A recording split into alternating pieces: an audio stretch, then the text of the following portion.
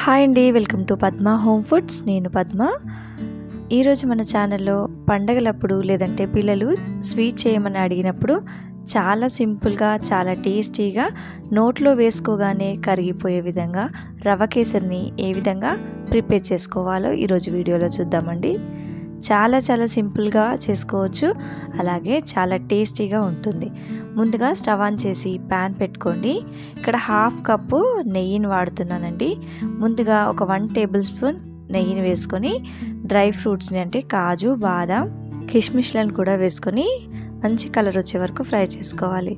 ఇక్కడ కాజు, బాదం కొంచెం ఫ్రై అయిన తర్వాత కిస్మిస్లను కూడా వేసుకొని అవి బబుల్స్ లాగా అయ్యే వరకు ఫ్రై చేసుకోండి. ఈ విధంగా ఫ్రై అయిన తర్వాత అన్నీ ఒక బౌల్లోకి తీసుకొని పక్కన పెట్టుకోండి. ఇప్పుడు అదే కడాయిలో 1/2 కప్పు గీ మొత్తాన్ని వేసుకొని ఇందులోకి 1/4 కప్పు వరకు బొంబాయి రవ్వని వేసుకోవాలి. బొంబాయి రవ్వ వేసుకొని సిమ్లో పెట్టుకొని 5 నుంచి 7 నిమిషాల పాటు రవ్వ మంచి అరోమా వచ్చే వరకు అలాగే గీలో ఫ్రై చేస్తూ కలుపుకుంటూ ఫ్రై చేసుకోవాలండి.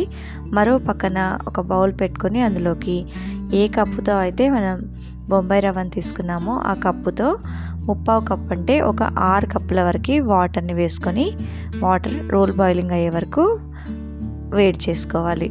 ఇలా వాటర్ కాగుతూ ఉంటాయి. ఇంతలోకి రవ్వ కూడా మనకి మంచి కలర్లోకి వస్తూ మంచి అరోమా అనేది వస్తూ ఉంటుందండి. చూడండి, ఇక్కడ నెయ్యి అనేది రిలీజ్ అయిపోయి రవ్వ కూడా మంచి గోల్డెన్ బ్రౌన్ కలర్ వచ్చింది కదండి.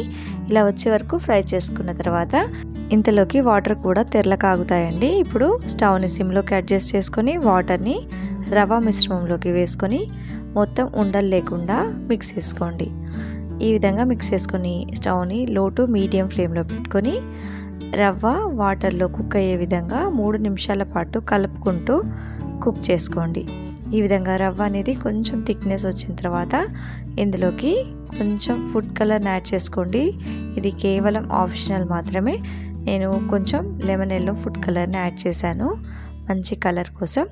తర్వాత ఇందులోకి మనం 1/4 కప్పు రవ్వ తీసుకున్నాం కదండి. ఇక్కడ 1 కప్పు షుగర్ని యాడ్ చేశానండి. మీరు కావాలంటే 1.5 కప్పు వరకు షుగర్ని యాడ్ చేసుకోవచ్చు. ఈ విధంగా షుగర్ని యాడ్ చేసుకొని మొత్తం మిక్స్ చేసుకున్న తర్వాత ఒక 1/2 టీ స్పూన్ వరకు యాలకుల పొడిని కూడా యాడ్ చేసుకోండి.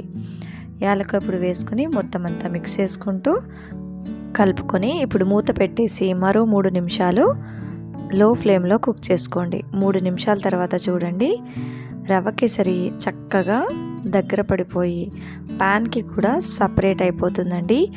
ఈ విధంగా ఒకసారి ట్రై చేయండి. ఇప్పుడు ఇందులోకి ముందుగా వేయించి పెట్టుకున్న డ్రై ఫ్రూట్స్ని యాడ్ చేసుకొని మొత్తం అంతా మిక్స్ చేసుకుంటూ మరొక 2 నిమిషాల పాటు కుక్ చేసుకున్నారంటే ఎంతో టేస్టీ యమ్మీ రవ్వ కేసరి రెడీ అయిపోతుందండి. చూడండి, ప్యాన్కి ఏ విధంగా సపరేట్ అయిపోతుందో. కన్సిస్టెన్సీ కూడా చాలా పర్ఫెక్ట్గా వచ్చింది. చూడండి, ఈ విధంగా కన్సిస్టెన్సీ ఉంటే సరిపోతుంది. ఇప్పుడు స్టవ్ని ఆపేసి సర్వింగ్ బౌల్లోకి సర్వ్ చేసుకొని మీ ఇంట్లో వాళ్ళకి, పిల్లలకి పెట్టారంటే ఎంతో ఇష్టంగా తింటారండి. మరి ప్రసాదంగా కూడా మనం పెట్టొచ్చు. చాలా టేస్టీగా ఉంటుంది, చాలా యమ్మీగా ఉంటుంది.